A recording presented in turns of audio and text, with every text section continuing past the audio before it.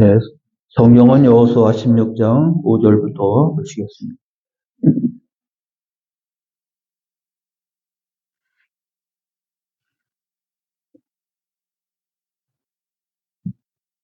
에브라임 자손이 그들의 가족대로 받은 지역은 이러하니라. 그들의 기업의 경계는 동쪽으로 아달에서 윗 베토른에 이르고 또 서쪽으로 나아가 북쪽 mikmu다에 이르고 동쪽으로 돌아 다하낫 실로에 이르러 야노아 동쪽을 지나고 야노아에서부터 아다롯과 나아라로 내려가 여리고를 만나서 요단으로 나아가고 또 답바에서부터 서쪽으로 지나서 가나 시내에 이르나니 그 끝은 바다라. 에브라임 자손의 지파가 그들의 가족대로 받은 기업이 이러하였고 그 외에 므낫세 자손의 기업 중에서 에브라임 자손을 위하여 구분한 모든 성읍과 그 마을들도 있었더라. 그들이 게살에 거주하는 가나안 족속을 쫓아내지 아니하였으므로 가나안 족속이 오늘까지 에브라임 가운데 거주하며 노역하는 종이 되니라. 아멘. 이스라엘의 두 지파를 하면 남쪽은 유다 지파고 북쪽은 에브라임 지파입니다. 근데 에브라임은 바로 요셉의 자손이고 그래서 항상 에브라임과 므낫세가 같이 나옵니다.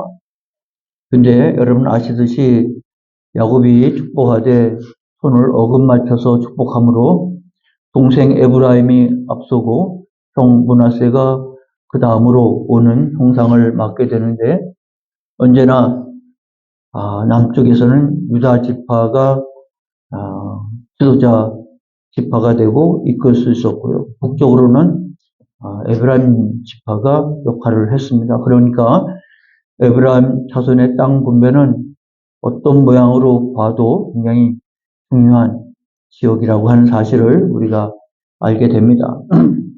근데 여호수아가 이제 아직은 아니지만 뒤에 가서 이 모든 땅 분배를 마치고 나서 분명히 말하기를 땅 분배라고 하는 것은 무엇을 말하느냐.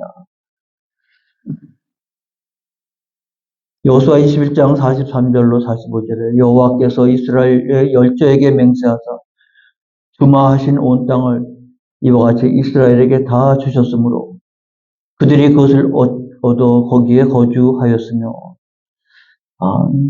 지금 땅 분배가 이제 지난주에 유다 지파에 대해서 나왔고 이제 에브라임 지파가 나오는데 이 일은 마지막 끝내고 나서 여호수아가 이렇게 말하고 있었기 때문에 이것을 염두에 두어야 할 것입니다. 하나님께서 열조에게 맹세하여 주마하신 온 땅을 이와 같이 이스라엘에게 다 주셨다. 그들이 그것을 얻어 거기에 거주하였다. 그랬으니 하나님의 약속이 이 땅에서 성취되고 이루어졌다고 하는 사실을 분명하게 밝혀주고 있는 것이죠. 모든 지파가 다 여기에 해당됩니다. 에브라임 지파도 마찬가지고요. 근데 요셉 지파가 아니고 요셉의 두 아들 에브라임 지파, 므낫세 지파 또 특별히 므낫세는 요단강 동쪽에서 또 마길의 자손이 반쪽을 차지했고 그래서 땅의 위치로 보면 가장 넓은 지역을 차지했다고 할 수 있겠습니다만 요단강 동쪽에서 얻은 땅은 그들이 목초에 적당하니까 므낫세 지파 중에서 마길 자손이 우리는 여기서 기업을 얻겠다. 그래서 므낫세 지파 반지파가 거기 있었고 이제 요단강을 건너서는 에브라임 지파와 므낫세 나머지 반지파가 기업을 얻는 이야기가 나옵니다. 그래서 16장은 요셉 자손이 제비 뽑아 이렇게 나오니까 에브라임과 므낫세가 사실은 같이 일을 했다고 보여지게 된 것입니다. 그 중에서 이제 에브라임 자손 5절부터 구별을 해서 에브라임 지파의 경계를 설정을 하고 있는데 거기에 보여지는 대로 쭉 나열되어 있습니다. 우리는 이 명칭만 봐갖고는 이해가 잘 안 되니까 당대에 땅 분배가 되었던 지역을 중심으로 살펴보면 이렇게 됩니다. 에브라임 지파가 이제 여기가 에브라임 지파, 그 위쪽이 므낫세 지파가 되는 겁니다. 므낫세 지파가 되는 겁니다. 므낫세 지파는 이쪽에서 반쪽을 또 차지했기 때문에 요셉의 지파는 사실 땅으로 보면 그냥 넓은 지역을 차지했죠. 그러나 이제 아마 이거는 넓이가 중요한 것이 아니라 중요도가 더 중요하다고 생각했는데, 에브라임 지파는 이 북쪽, 나중에 보면 10개 지파의 중심되는 게 에브라임 지파입니다. 남쪽은 바로 유다와 시몬이 됐고요. 나중에는 유다와 시몬이 사라지고 유다와 베냐민이 유다 지파를 중심으로 남쪽 세력을 이루게 되는 것입니다. 그런 면에서 보면 에브라임 지파는 북쪽 10개 지파를 이끌 수 있는 역할을 하게 되는 것이죠. 그래서 유다 지파와 에브라임 지파가 사실은 이스라엘 전체에 영향을 미친다고 할 수 있겠습니다. 그렇다고 하면 에브라임 지파의 땅 분배는 굉장히 중요한 의미를 가지고 있게 됩니다. 그런데 오늘 본문에 보면 그렇게 길게 설명하지도 않았습니다. 근데 이제 우리가 17장으로 넘어가면 이 에브라임 지파, 므낫세 지파의 땅 분배에 바로 우려했던 기업에 대한 땅 분배에 대한 불만이 터져 나오게 되는데, 그건 이제 다음 주 17장에 가서 우리가 살펴보기로 하고요. 오늘은 이제 에브라임 지파의 경계를 우리에게 보여주는데, 지금 이렇게 표현된 대로 에브라임 지파가 합니다. 이게 가장 이스라엘의 중심 지역이라고 할 수 있겠죠.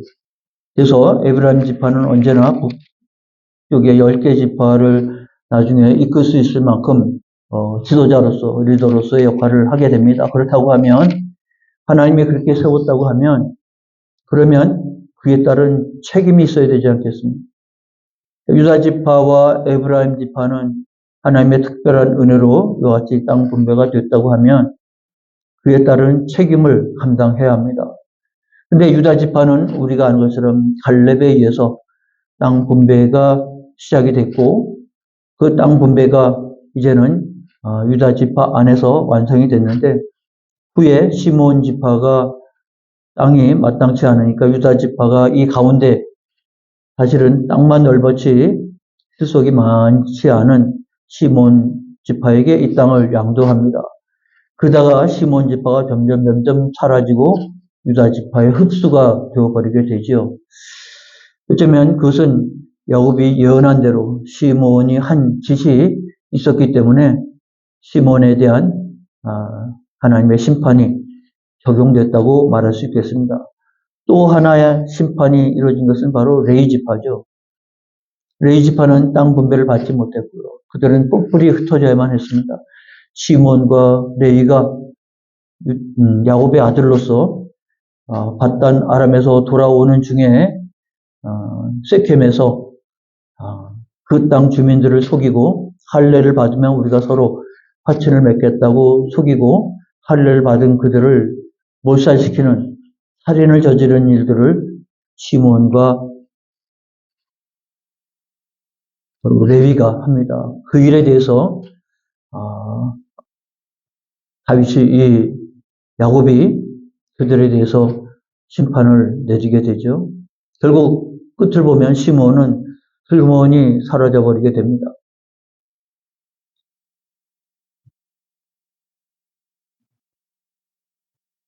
또한 레위 지파도 땅 분배를 받지 못하고 흩어지죠. 그래서 그들은 그래도 그 이름을 레위라 지었다고 했는데, 레위는 연합입니다. 하나님과 사람 사이의 연합을 이루는, 그래서 그래도 레위 지파가 하나님에 대해서 헌신한 부분이 있었기 때문에 뿔뿔이 흩어지긴 했지만 각 지파에 속해서 각자의 기업을 일궈가는, 그리고 성전에서 하나님을 섬기는 레위 지파로서 역할을 하게 됩니다.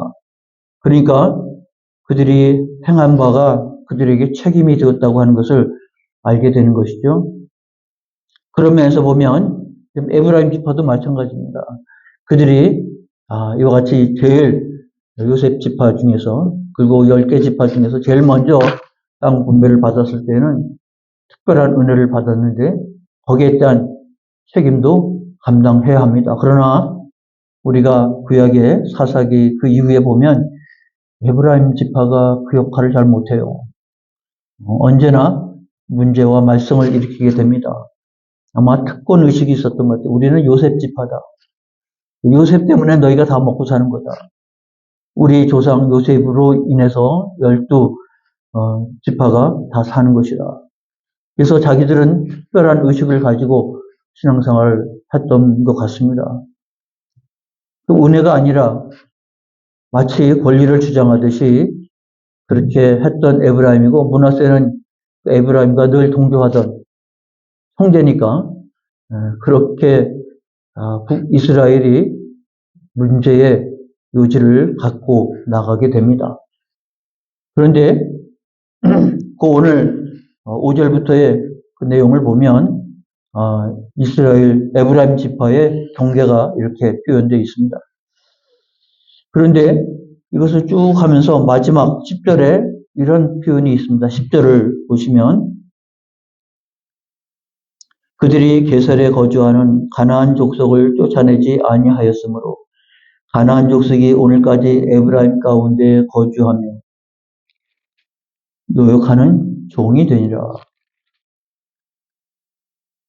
지난번 유다 지파도 마지막 예루살렘에 대해서 유다 지파가 점령하지 아니함으로 문제가 됐다라고 말하고 여부스 족속이 예루살렘에 거주했다라고 말하는데 후에 다윗의 시대 때 여부스 족속을 쫓아내고 다윗성을 세우게 됩니다. 그러니까 상당한 시간이 걸리게 되는 것이죠. 그때 했어야만 했다라는 것을 말해줍니다. 그러나 우리가 19장에 보면 17장에 보면 베냐민 자손의 지파의 그 경계를 보게 되면 그 경계에 예루살렘이 들어갑니다. 그러니까 예루살렘은 실제적으로는 베냐민 지파에 속했어요. 근데 유다 지파가 그 흰놈의 골짜기를 지나가면서 경계를 이룬 거예요. 그래서 여호수아가 유다 지파를 언급하면서 그때 너희들이 그 일을 했어야 되는데, 왜냐하면 베냐민 지파는 쪼그라들어서 사라질 뻔하다가 명맥을 유지한 지파이기 때문에 베냐민이 예루살렘 성을 빼앗을 힘은 없었다고 보고, 유다 지파가 그렇게 갈렙으로 인해서 선봉장이 되고 앞서서 그 일을 했으니까 유다 지파가 그 일을 했어야만 했는데, 유다 지파는 그건 우리 땅이 아니고 우리 경계에 있기는 하지만 그건 베냐민 땅이라고 생각을 했을지도 모르겠습니다. 근데 여호수아는 결국 그 예루살렘으로 인해서 이스라엘이 여러 가지 어려움과 피해를 입었기 때문에 너희가 해결했어야 되는데, 너희가 선봉장이 되었고 갈렙으로 인해서 그 땅을 점령할 때 여기도 했어야 되는데, 아마 그런 의미로 15장 마지막 43절, 63절을 그렇게 표현했습니다. 예루살렘 주민 여부스 족속을 유다 자손이 쫓아내지 못하였으므로 여부스 족속이 오늘날까지 유다 자손과 함께 예루살렘에 거주하니라. 그러니까 유다 지파의 책임을 묻고 있는 거예요. 근데 후에 보면 베냐민 지파에 속해 있는데, 근데 베냐민 지파의 책임으로 돌리지 않고 유다 지파의 책임으로 돌렸습니다. 니네가 그 일을 했어야만 하는데 놔둔 그것이 결국은 그들에게 얼마나 베냐민 지파는 물론이고 유다 지파에도 해가 됐는지 모른다, 이렇게 말하고 있죠. 또 오늘 16장 9절에도 보면 에브라임 지파와 므낫세 지파가 이렇게 땅 분배를 하게 됩니다. 그런데 9절에 보면 의외의 말이 써 있어요. 그 외에 므낫세 자손의 기업 중에서 에브라임 자손을 위하여 구분한 모든 성읍과 그 마을들도 있었더라. 에브라임 지파와 므낫세 지파의 경계는 분명한데 므낫세 지파의 땅을 에브라임 지파가 더 들어가서 여러 성읍을 그냥 전세 살듯이 그러고 있었다, 그런 말입니다. 왜냐하면 므낫세 지파는 요단 동쪽의 반이 차지하고 있었기 때문에 그렇게 많지 않았고 형제이기 때문에 그래 니네가 여기 와서 거주하라고 허용이 됐는지, 지금 그래서 에브라임 지파는 혜택을 또 많은 은혜를 입었다고 말할 수 있겠는데 문제는 바로 예루살렘처럼 그 예루살렘은 말씀드린 것처럼 유다의 책임도 아니지만 니네가 힘이 있을 때 그 일을 했어야만 하는데 그러니까 꼭 니네가 그것을 내 땅으로 차지하지 않아도 그 땅은 베냐민 지파 땅이지만 니네가 그것을 쫓아내고 베냐민 땅으로 만들던 그럼 니네가 그곳에서 더불어 오고 가면서 엽수족속을 무너뜨려야 되지 않는가. 근데 엽수족속이 나중에 강성해서 이스라엘에 얼마나 큰 어려움을 끼쳤는가를 생각하면 그런 마음인 것이죠. 근데 에브라임은 그렇게 말한 것은 아닌데 불구하고 그 일에 대해서 성경은 뭐라고 그러지는 않았습니다. 근데 자기들끼리 알아서 므낫세는 그래 여기서 살아. 거기 좁은데 그러지 말고 동계를 넘어와서 여기서 살아라고 내주기도 했고 에브라임도 슬그머니 들어가서 므낫세 지파 땅인데 자기들의 땅처럼 더불어 살기도 했습니다. 그래서 그 당시 지파들이 그거는 네 땅, 내 땅 그렇게 국경을 나누듯이 죽기 살기로 싸우는 시대는 아니었던 것으로 보여지고요. 그래도 므낫세와 에브라임은 형제 지간이라고 하는 그런 것으로 인해서 이런 관계도 표현하고 있네라고 싶은 생각이 듭니다. 그런데 과제가 나왔듯이 베셀에 거주하는 가나안 족속은 쫓아내지 아니했다. 했어야만 했는데 안 했다라고 하는 것입니다. 왜 안 했을까? 그건 불을 보듯 뻔합니다. 게셀이라고 하는 지명을 하면 이제 요 평야지대와 해안지대 그 사이에 있어갖고요 요새였다고 말합니다. 그래서 이 사람들은 개딱지처럼 붙어가지고 우리는 절대 이 땅을 못 떠난다고 죽기 살기로 아마 버티지 않았을까 싶고 에브라임 지파도 굳이 걔네들을 쫓아낼 것은 아니고 가만히 보니까 얘네들이 거기에 나와 있는 모습을 보면 이스라엘의 종이 되었다. 에브라임의 그들 가운데 거주하면서 노역하는 종이 되니라. 그랬으니 그래 죽여 없애는 것보다 우리 종으로 삼는 게 훨씬 낫지. 아마 그들이 베셀 사람들이 와서 일하는 모습을 보고 그래 우리 선택을 잘했다. 그렇게 생각을 했을 겁니다. 굳이 걔네들을 없앨 게 뭐가 있나? 굳이 죽을 게 뭐가 있나? 이렇게 유용하게 써먹을 수가 있는데 라고 한 게 게셀인데 여호수아는 그 게셀로 인해서 여호수아가 어떤 일을 당할지 알고 있었다고 하는 것이죠. 진짜 에브라임 지파는 바로 여호수아가 속해 있는 지파입니다. 유다 지파는 갈렙이 앞장서서 그 일을 했다고 하면 여호수아는 그 정복하는 데 있어서 나설 수는 없었던 것 같습니다. 왜냐하면 전체 땅 분배를 완성해야 되기 때문에 그래서 여호수아는 나서지 않았지만 여호수아가 속해 있는 바로 이 에브라임 지파는 그들이 지도자로서 책임을 맡은 자로서의 역할을 했어야만 했는데 그렇게 못했다고 하는 것입니다. 이유는 분명합니다. 왜 못했을까? 처음에는 에브라임 지파가 이 골짜기 속에 들어가서 요새를 하고 철병거를 가지고 있었던 이들을 제거하기가 쉽지 않았을 것이고 했다고 하면 많은 피해가 있었을 것이라고 짐작을 했던 것이죠. 그러나 성경은 분명히 말합니다. 그들이 능력이 부족이 아니라 너는 믿음의 부족이라. 결국 경제적, 현실적 이유로 타협을 선택했습니다. 그들을 남겨두고 종으로 부려먹었죠. 근데 이 일에 대해서 훗날 언급한 부분이 있습니다. 이스라엘이 강성한 후에 가나안 족속을 노역하게 하였고 다 쫓아내지 아니하였다. 다 쫓아낼 수 있는 힘이 있었음에도 불구하고 안 쫓아냈더니 이미 물들어 버린 거죠. 그런 신앙에 물들어 버렸다. 그렇게 말하는 뜻입니다. 이것이 여호수아가 에브라임 지파를 향해서 마지막 이 한마디를 하고 있는 것이죠. 어쩌면 우리의 신앙생활에 있어서 여러분 마지막 그 한마디 했어야만 했는데 그렇게 못한 것, 어떤 후회스러운 일들이 없잖아 있을 것 같기도 하고요.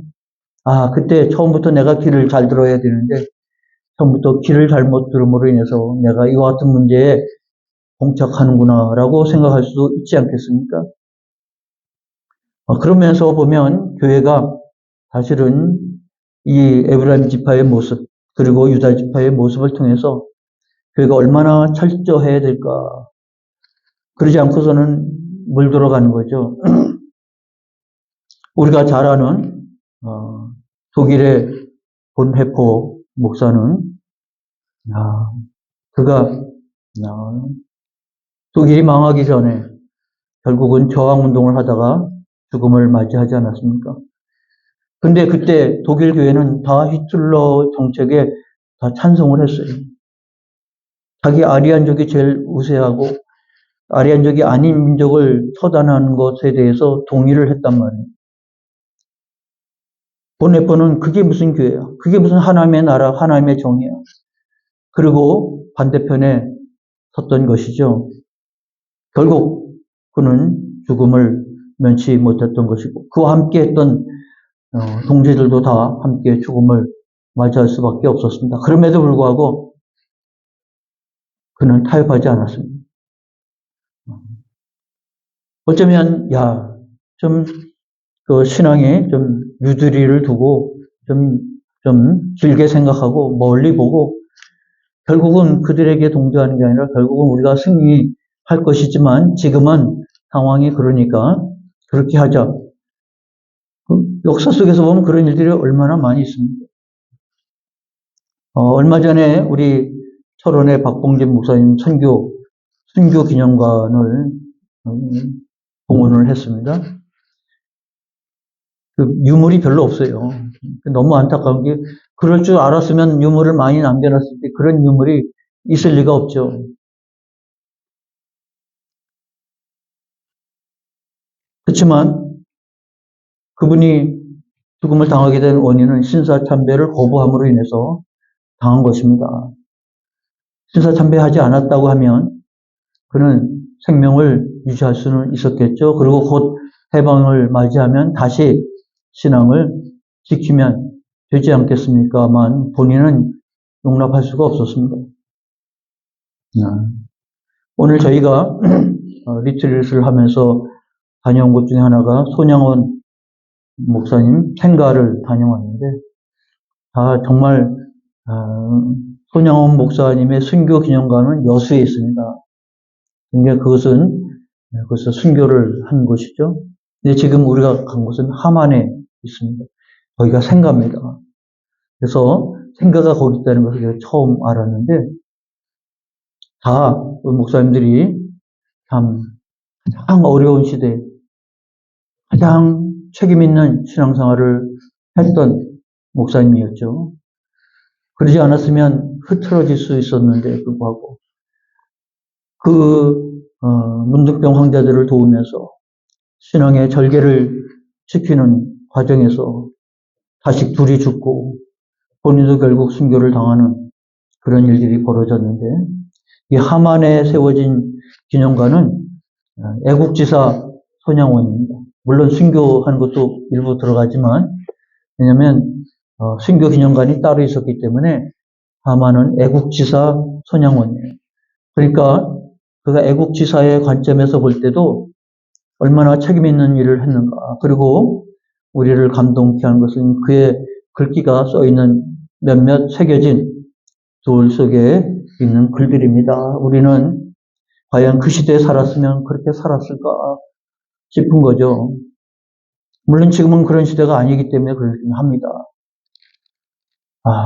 그래서 우리는 그 시대에 그렇게 살았을 거라, 살아야 된다. 그건 장담할 수 없는 부분이긴 합니다만. 그러나 한국교회는 그런 분들이 신앙의 절개를 지켰습니다. 지금은 시간이 지나서 우리가 그분들의 신앙을 본받고자 기념관도 세우고 그리고 그들의 어록을 통해서 우리의 마음이 정말 울림이 되고 또 정말 눈물 나지 않을 수 없는 그런 일들을 만나게 됐는데, 앞으로 종종 이거 같은 것을 소개할 기회가 있으리라고 보여집니다만, 여기 말씀 속에서 그들은 강성한 후에도 가나안 족속에 노역하게 하였고 다 쫓아내지 아니하였다. 이게 얼마나 편합니까? 이게 얼마나 이득입니까? 이게 얼마나 그들에게 있어서 달콤하겠습니까? 뭐하러 쫓아내? 그들 더불어 함께 살면서 그렇게 일시키면서. 근데 사사기가 어떤 시대입니까? 영적 타락의 시대가 아니겠습니까? 그것이 훗날 가서 이스라엘이 멸망당하는 하나의 원인이 되지 않았겠습니까? 그러면서 보면 유다 지파나 그리고 에브라임 지파에게 그 지도자가 되는 그들에게 책임을 물을 수밖에 없는 것은 그만큼 은혜를 베풀었기 때문에 그들은 그들의 책임을 감당해야 한다고 하는 사실에 말씀하고 있는 부분입니다. 우리가 하나님께서 우리에게 직분을 맡기셨고 그 직분에 따른 하나님의 은혜를 받았다고 하면 그 은혜에 따른 책임도 있다는 사실을 잃어버리면 안 됩니다. 편한 길을 선택하면 안 됩니다. 그리고 내가 유익한 길을 선택하면 안 됩니다. 그게 하나님의 은혜라, 신의 한 수라 그런 말 하도 안 되는 것이죠. 내가 믿음을 지켜야 되는데, 내가 은혜를 따라 살아야 되는데, 그것이 불리해도, 그것이 어려워도, 그 좁은 길을 할지라도 결국은 내가 달려갈 길 마치고 믿음을 지켰다고 하는 이 신앙 고백이 우리 가운데서 나올 수 있도록 우리의 삶이 그리해야 되지 않겠습니까? 근데 우리는 자꾸 쉬운 길을 선택합니다. 그러면서 유다 지파와 에브라임 지파는 그런 아쉬움을 갖게 됐고요. 그런 아쉬움이 이제 17장에 그들의 땅 분배에 대한 불평원망도 함께 보게 되면 이게 시작이 잘못되니까 첫 단추가 잘못되니까 그게 아니구나. 하나님이 기뻐하시는 사람들이 아니에요. 하나님 기뻐하시는 종들이 아닌 거예요. 결국 그들은 늘 이스라엘 지파에 있어서 삐딱한 그리고 늘 어긋난 그런 에브라임 지파가 되어버렸다고 하는 것을 생각하면 우리의 본분을 하나님께서 그렇게 그런 용도로 쓰시지는 않았는데 우리 신앙이 어긋나 버리면 우리는 그런 찌르는 가시로 쓰임받게 되어진 것이고요. 가시나무는 잘라서 불에 던져도 별로 타지 않는 쓸모없는 존재가 되어버린다는 것을 잘 알아야 될 것입니다. 그러므로 우리는 편한 길, 그리고 잘했다. 그렇게 생각하면 안 되고요. 힘든 길이어도 내가 주께서 내게 맡겨주신 일들을 잘 감당했다. 알아주지 않아도 잘 감당했다. 그로 인해서 나라도 그 손양원 목사님에 대해서 애국지사로서 국민훈장을 수상하기도 했고 또 더 나아가 우리 신앙에서는 신앙의 사랑의 원자탄이라고 하는 영화로 만들어지지 않았습니까? 누가 그렇게 살아갈 수 있을까? 누가 그렇게 살아갈 수 있을까? 그는 그 일에 대한 책임을 우리에게 보여줬다고 말할 수 있겠습니다. 예수님께서 우리에게 말씀한 것처럼 내가 너희에게 자취를 따라오라고 자취를 남겨놨으니까 그 길을 따라가야 되는 것입니다. 그 길을 따라가는 것이 우리의 신앙의 길입니다. 그런 쉬운 길이 아닐 수 있죠. 외로운 길일 수도 있습니다. 손해가 나는 길일 수도 있습니다. 억울한 길일 수도 있습니다. 그러나 내가 믿음을 따라 선택하는 그 길이라고 하면 하나님께서 아시지 않겠습니까? 잘했다 칭찬하지 않겠습니까? 그런 믿음의 자리에 나아가는 기회가 되어질 때 바로 에브라임 지파의 모습 속에서 우리는 이를 발견하게 될 것입니다. 기도하겠습니다. 하나님 아버지 은혜 감사합니다. 우리의 신앙을 돌아보면 부끄럽기 그지없습니다. 우리의 기준이 무엇일까? 우리의 신앙의 기준이 무엇일까? 오늘도 이 저녁 시간 예배 자리에 나왔지만 우리는 우리의 기준이 무엇일까를 돌아봅니다. 오직 하나님을 영화롭게 하며 하나님을 기쁘시게 하며 하나님 안에서 변함없이 주신 은혜가 헛되이 되지 않도록 이와 같이 충성됨이 오병이어처럼 하나님 앞에 귀하게 쓰임받게 되어지기를 사모하는 마음으로 주 앞에 나아가오니 아버지 선한 싸움 싸우고 달려갈 길 마치고 믿음을 지키는 우리가 되어질 때 잘했다 칭찬 듣는 신앙의 길이 될 수 있게 하여 주옵소서. 오늘 여호수아에 나온 것처럼 한 가지 아쉬움, 한 가지 문제가 드러내는 것이 아니라 우리 하나님 앞에 더 크게 영광 돌릴 수 있는 자리에 이르도록 함께해 주옵소서. 오늘 예배에 우리 김명기 목사님 함께 참여했습니다. 이사 감사해서 예물을 드렸습니다. 하나님께서 영광 받으시고 이곳에서의 삶이 하나님 안에서 복된 기업이 되게 하시고 하나님의 은혜를 더욱더 풍성하게 맛보고 누리는 은혜의 자리가 늘 되어지도록 함께해 주옵소서. 예수님의 이름으로 축복하고 기도하옵나이다. 아멘. 찬송가 435장입니다.